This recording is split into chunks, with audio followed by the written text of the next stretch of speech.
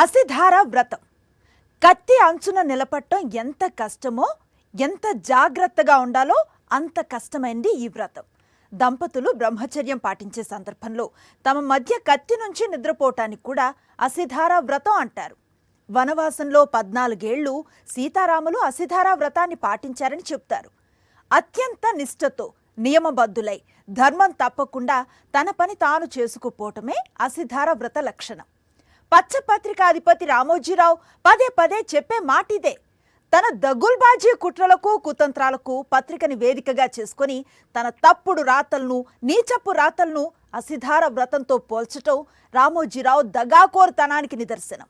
YS Jaganmohan Reddy ప్రజారంజక పాలనపై విషం కక్కటమే పనిగా పెట్టుకున్న రామోజీ మరోసారి తన దగుల్బాజీ బుద్ధిని ప్రదర్శించారు. దీనిపైనే ఇవాల్టి మ్యాగజైన్ స్టోరీ.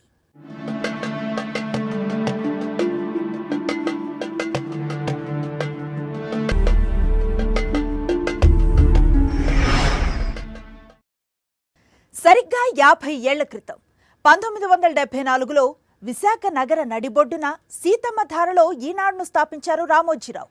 నాటి నుంచి రామోజీ అక్రమాలు, అకృత్యాలకు ఆ నగరమే ప్రత్యక్ష సాక్షి.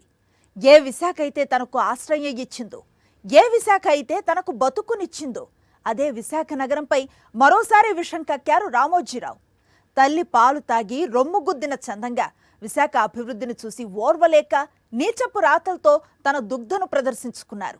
వైఎస్ జగన్మోహన్ రెడ్డి పాలనలో అభివృద్ధి పదంలో దూసుకుపోతున్న విశాఖను చూసి పచ్చ బ్యాచ్ ఎంతగా వణికిపోతుందో చెప్పటానికి రామోజీరావు ఏడుపే ఉదాహరణ. విశాఖపట్నం ఆంధ్రప్రదేశ్ పరిపాలనా రాజధాని, దక్షిణ భారతదేశంలోనే మోస్ట్ అడ్వాన్స్డ్ సిటీ, అత్యంత వేగంగా అభివృద్ధి చెందుతోన్న నగరం, ఫిన్టెక్ హబ్. ఇలా చెప్పుకుంటూ పోతే వైఎస్ జగన్మోహన్ రెడ్డి పాలనలో సాగర నగరం వైభవాన్ని, అభివృద్ధిలో దూసుకుపోతున్న తీరుని అభివర్ణించడానికి చాలా సమయమే పడుతుంది. ఐటీ రంగం నుంచి పర్యాటక రంగం వరకు విప్లవాత్మకమైన అభివృద్ధితో తన ఉనికిని గర్వంగా చాటుకుంటోంది విశాఖ మహానగరం. జగన్మోహన్ రెడ్డి ప్రజారంజక పాలన నుంచి తట్టుకోలేక గుండెలు బాదుకుంటోన్న పచ్చ బ్యాచ్ వీలు దొరికినప్పుడల్లా విశాఖని టార్గెట్ చేస్తూనే ఉంది. ఆ క్రమంలోనే మరోసారి విశాఖపట్నం మీద విషం కక్కారు రామోజీరావు.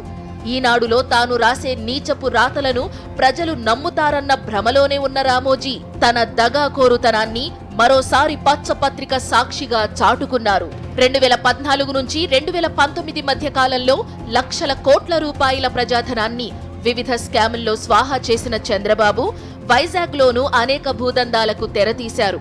ఆ క్రమంలోనే 1000 కోట్ల రూపాయల విలువైన ప్రభుత్వ భూమిని లులు సంస్థకి కేటాయించారు. జగన్ సీఎం అయిన తరువాత ఆ ఒప్పందాన్ని రద్దు చేసుకున్నారని, దీంతో వైజాగ్ అభివృద్ధిలో వెనకబడిపోయిందని ఈనాడులో తప్పుడు రాతలు రాశారు రామోజీరావు. అసలు నిజం ఏంటంటే 1000 కోట్ల విలువైన 14 ఎకరాల భూమిని నామమాత్రపు లీజుతో షాపింగ్ మాల్ కోసం లులు గ్రూప్ కి చంద్రబాబు కట్టబెట్టేశారు. 1000 కోట్ల రూపాయల విలువైన ప్రజల ఆస్తి అది. షాపింగ్ మాల్ కోసం ఎవరైనా 1000 కోట్ల రూపాయల ప్రభుత్వ భూమిని నామమాత్రపు ధరకి లీజుకి ఇస్తారా? దాన్ని అభివృద్ధి అంటారా? 2018లో లీజు తీసుకున్న లులు సంస్థ 2019 నవంబర్ వరకు ₹1 కూడా లీజు చెల్లించలేదు. భూమి ధరని చెల్లిస్తే భూమిని అప్పగిస్తామంటూ ఏపీఐఐసి అనేక సార్లు లేఖలు రాసినా స్పందన లేకపోవడంతో చివరకు ఏపీఐఐసి ఆ భూమిని లులు సంస్థకి కేటాయించలేదు. ఇవన్నీ రామోజీరావుకి తెలుసు. కానీ నాడు చంద్రబాబు చేసిన భూదందాన్ని తన అక్షరాల మాటున దాచేసి వైఎస్ జగన్మోహన్ రెడ్డి మీద తప్పుడు రాతలు రాసేశారు రామోజీ. చంద్రబాబు విశాఖకి ఐటీ కంపెనీలు తీసుకురావడానికి ఎన్నో చర్యలు తీసుకుంటే జగన్ అధికారంలోకి వచ్చాక వైజాగ్ ఐటీ కంపెనీలు తరలిపోయాయని తప్పుడు రాతలు రాశారు రామోజీ. నిజానికి 5 ఏళ్లు సీఎంగా ఉన్న చంద్రబాబు ఐటీ అభివృద్ధికి కాదు కదా, అసలు ఏ రంగంలోనూ అభివృద్ధికి తీసుకున్న చర్యలే లేవు. వైఎస్ జగన్మోహన్ రెడ్డి సీఎం అయిన వెంటనే విశాఖ అభివృద్ధిపై ప్రత్యేక దృష్టి పెట్టారు. ఐటీ ఇన్ఫ్రాను జగన్ సర్కార్ పెద్ద ఎత్తున ప్రోత్సహిస్తోంది. బీచ్ ఐటీ కాన్సెప్ట్ తో ఆకర్షితులై Infosys, tech Mahindra, HCL, Accenture, Randstad, WNS, Amazon తదితర ఐటీ అనుబంధ దిగ్గజ సంస్థలన్నీ విశాఖ వైపు అడుగులు వేశాయి. అదానీ గ్రూప్ డేటా సెంటర్ తో పాటు భారీ ఐటీ టవర్ ను నిర్మిస్తోంది. రహేజా గ్రూప్ ఇనార్బిట్ మాల్ నిర్మాణంతో పాటు ఐటీ టవర్ ను కడుతోంది. ఏపీఐఐసి 2,300 కోట్ల వ్యయంతో మధురవాడలో 19 ఎకరాల విస్తీర్ణంలో ఐస్పేస్ పేరిట ఐటీ టవర్ను నిర్మిస్తోంది. వైఎస్ఆర్ హయాంలో పురుడు పోసుకున్న విప్రో సంస్థ ఎట్టకేలకు కార్యకలాపాలు విస్తరించేందుకు సిద్ధమవుతోంది. ఐటీ పరిశోధనలు, అభివృద్ధిలో భాగంగా ఎమర్జింగ్ టెక్నాలజీస్ ఎకోసిస్టమ్ ని ఏర్పాటు చేయనున్నారు. అమెరికాకు చెందిన ప్రముఖ ఎడ్యుకేషనల్ టెక్నాలజీ సంస్థ చెక్ విశాఖలో కొత్త బ్రాంచ్ ని ప్రారంభించింది. భారత్లో ఢిల్లీ తరువాత వైజాగ్లోనే చెక్ సంస్థ బ్రాంచ్ ని ఏర్పాటు చేయడం విశేషం. వైఎస్ జగన్మోహన్ రెడ్డి సీఎంగా బాధ్యతలు స్వీకరించేసరికి ఏపీలో ఐటీ కంపెనీల సంఖ్య 178. 4.5 తరువాత ఐటీ కంపెనీల సంఖ్య 372. 2 ఏళ్ల కాలాన్ని కరోనా మింగేసింది. అంటే కేవలం 2.5 కాలంలో 5 ఏళ్లలో చంద్రబాబు చేయలేని అభివృద్ధిని ఐటీ రంగంలో చేసి చూపించారు జగన్మోహన్ రెడ్డి. వైఎస్ఆర్సీపీ ప్రభుత్వం పారిశ్రామిక అనుకూల విధానాల వల్ల కేవలం పరిశ్రమలు రావడమే కాకుండా పెద్ద ఎత్తున పెట్టుబడులు, ఉపాధి అవకాశాలు వచ్చాయి.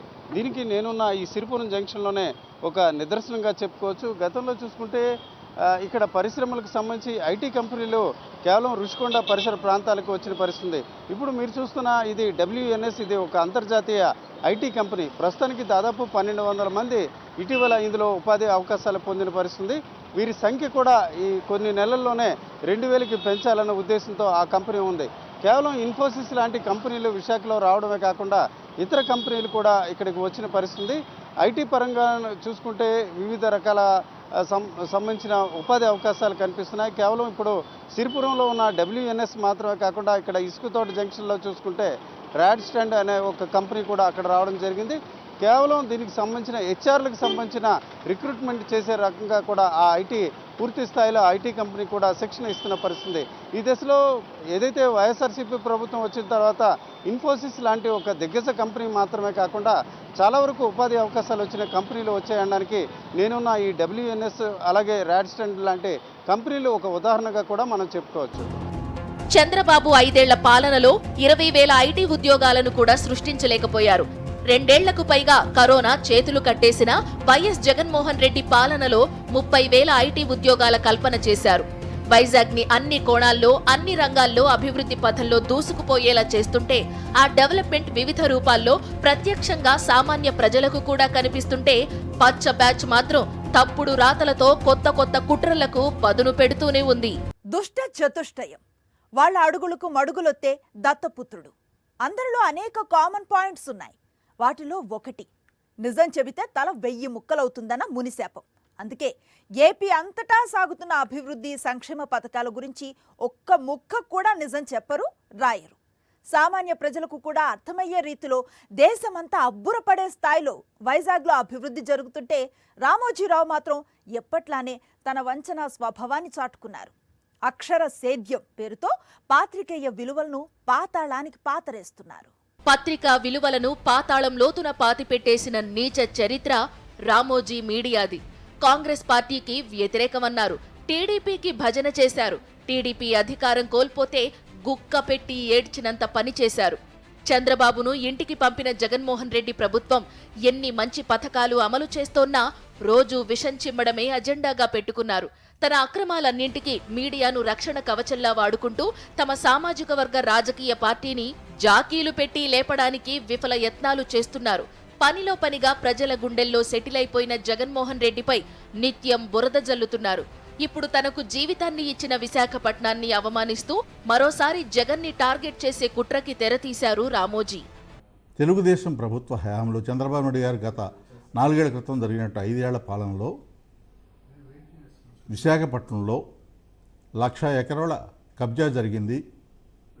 అది మంత్రి గంటా శ్రీనివాసరావు ఆధ్వర్యంలో జరిగింది అని ఎవరు బయట వాళ్ళు ఆరోపణ చేయలే.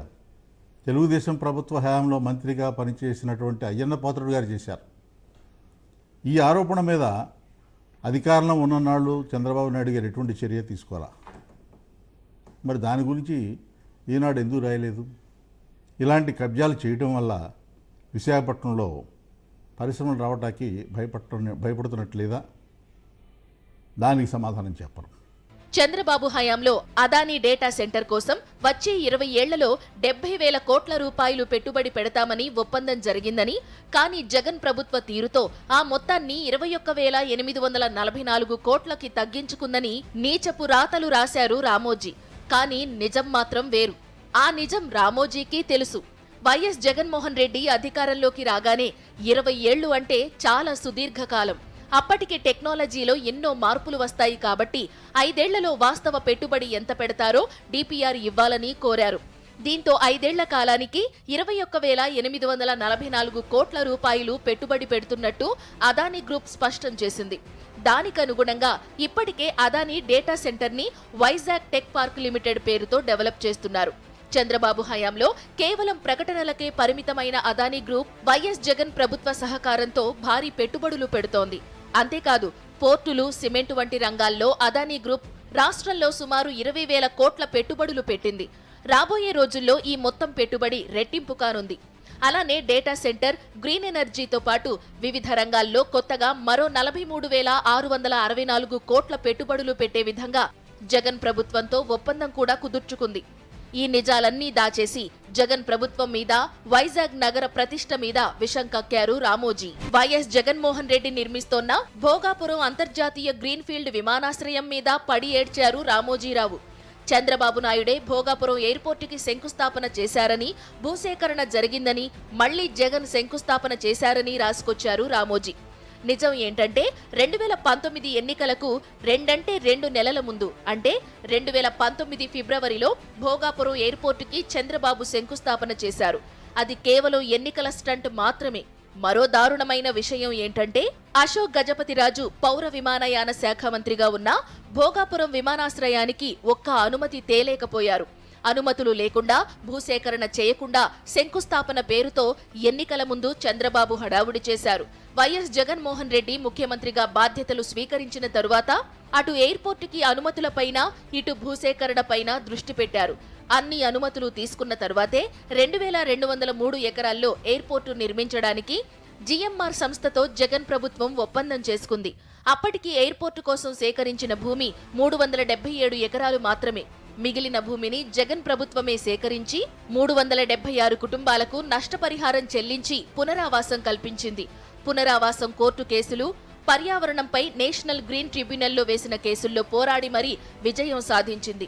ఇప్పటికే భోగాపురం ఎయిర్పోర్టు పనులు అత్యంత వేగంగా సాగుతున్నాయి. మరో ఏడాదిలో ఎయిర్పోర్టు అందుబాటులోకి రానుంది. ఈ మొత్తం ఎపిసోడ్లో చంద్రబాబు చేసిందేంటంటే 2019 ఎన్నికలకు 2 నెలల ముందు శంకుస్థాపన పేరుతో ప్రజలను మోసం చేయడమే. ఆ మోసానికి జిందాబాదు కొడుతూ అంతా చంద్రబాబే చేశారంటూ రామోజీరావు తన దగుల్బాజీ రాతలతో ప్రజలను మళ్లీ మోసం చేయడానికి విశ్వ ప్రయత్నం చేస్తున్నారు. విశాఖపట్నంలో వివిధ రంగాల్లో లక్షల సంఖ్యలో ఉద్యోగాల కల్పన సాగుతోంది. దేశంలోనే పరిశుభ్ర నగరాల్లో ఇప్పుడు వైజాగ్ది 4వ స్థానం. దేశంలోనే శరవేగంగా అభివృద్ధి చెందుతున్న నగరాల్లో వైజాగ్ ఒకటి. దేశంలో నీతి ఆయోగ్ ఎంపిక చేసిన 4 గ్రోత్ హబ్ నగరాల్లో వైజాగ్ ఒకటి. కేంద్ర ప్రభుత్వం నుంచి దేశం మొత్తానికి విశాఖపట్నంలో సాగుతున్న అభివృద్ధి కనిపిస్తోంది. అందుకు పైన చెప్పినవన్నీ ఉదాహరణలే. నిజానికి రామోజీరావు కూడా ఈ అభివృద్ధి కనిపిస్తోంది కాబట్టే తట్టుకోలేక పచ్చపత్రికలో ఏడుపుగొట్టు రాతలతో బేరమంటున్నారు. ఆంధ్రప్రదేశ్లో అన్ని ప్రాంతాలను అభివృద్ధి చేయాలి. సంక్షేమ పథకాలతో పాటు అభివృద్ధిని పరుగులు పెట్టించాలి. అభివృద్ధిని ఏ ఒక్క ప్రాంతానికో పరిమితం చేయకూడదు. తొలి నుంచి వైఎస్ఆర్సీపీ ఈ లక్ష్య సాధనతోనే పాలన కొనసాగిస్తోంది. కానీ వైజాగ్ని పరిపాలనా రాజధానిగా చేయడాన్ని టీడీపీ వ్యతిరేకిస్తోంది. ఎల్లో మీడియా పిచ్చి పిచ్చి కథనాలతో విషం కక్కుతోంది. ఉత్తరాంధ్ర అభివృద్ధిని అడ్డుకోవడానికి ఇటు టీడీపీ, అటు ఎల్లో మీడియా చేస్తున్న ప్రయత్నాలను ఉత్తరాంధ్ర ప్రజలు తీవ్రంగా వ్యతిరేకిస్తున్నారు. తమ ప్రాంతం వెనుకబడిపోవాలని కోరుకుంటున్న టీడీపీ మీద తీవ్ర ఆగ్రహంతో ఉన్నారు. ఈ నేపథ్యంలోనే ఉత్తరాంధ్ర ప్రజలను ఫేస్ చేసే సాహసం చేయలేక లోకేష్ తన యాత్రని వైజాగ్లో అడుగుపెట్టగానే ముగించేశారు. వైఎస్ జగన్మోహన్ రెడ్డి అమలు చేస్తోన్న సంక్షేమ, అభివృద్ధి పథకాలకు ఏపీ ప్రజలు జేజేలు కొడుతున్నారు.